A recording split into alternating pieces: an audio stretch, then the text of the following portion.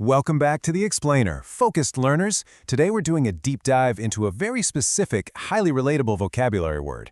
We're going to explore this fascinating intersection of behavioral psychology and linguistics, focusing on a powerful word that captures a feeling I guarantee you experience almost every single week.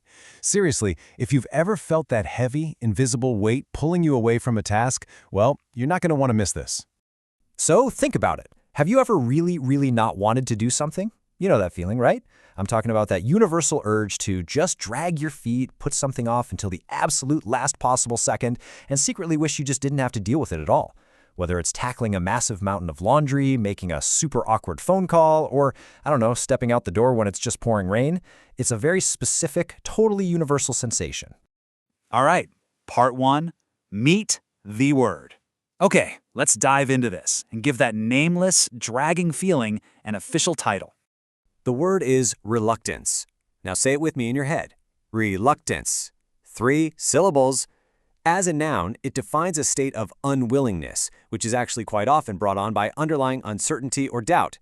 And it's absolutely crucial to point out here that this isn't the physical act of running away. No, it's the emotional, psychological feeling itself.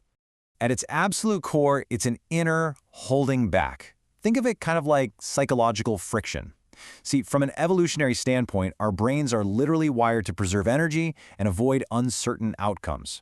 So when you experience this feeling, it's essentially your mind slamming the brakes on your own momentum. You might physically be stepping forward to do a task, but internally, your neural pathways are creating active resistance. Moving right along to Section 2, Word Anatomy, the hidden root. It's time to put on our word detective hats and check out the historical DNA of this term. Now, what's really interesting about this slide is the hidden linguistic clue buried right inside the word itself. The Latin root luct translates exactly to struggle. So at its very heart, reluctance isn't just, passive laziness. Linguistically speaking, it literally means an inner struggle against doing something. You are actively wrestling with your own intentions. Section 3 is our scale of intensity, what it isn't. Because to truly understand a word, we really have to know its boundaries. And looking at this brilliantly illustrates a crucial boundary. There is a very distinct difference between reluctance and refusal. Reluctance is much milder. See, a reluctant person might still actually do the task. They're just doing it unwillingly. They'll sigh, they'll complain, they'll drag their feet, but they will eventually get it done. A refusal, on the other hand, that's a flat, hard no. Reluctance is the hesitation right before you jump. Refusal is just walking away from the edge entirely.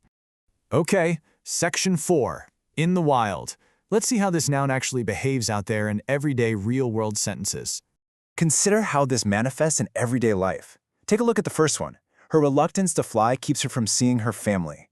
Notice how that perfectly captures that heavy hesitation, holding someone back from a bigger goal? Second example. He agreed to help, but only with great reluctance. Now here, the person is actually doing the task, but that inner struggle we just talked about, it is absolutely present. And finally, I could sense her reluctance to share the bad news. You can practically feel that awkward pause, that psychological friction just hanging in the air in that scenario. Now, let's briefly look at its closest accomplice in the morphological family, the adjective form, reluctant. While reluctance is the internal friction you experience, being reluctant is the state of actually embodying that friction. It describes the person actively carrying that uncertainty or doubt into a given situation. All right, bringing us to Section 5, your turn. So the crucial point is that reluctance is simply that feeling of not wanting to do something, right? It's that inner struggle. And now it's time for you to put it to use. Here is your challenge. Name one task you do with reluctance. Can you actually use it in a sentence today? Now that you understand its anatomy, its intensity, and how it behaves in our language, it's time for you to take ownership of it.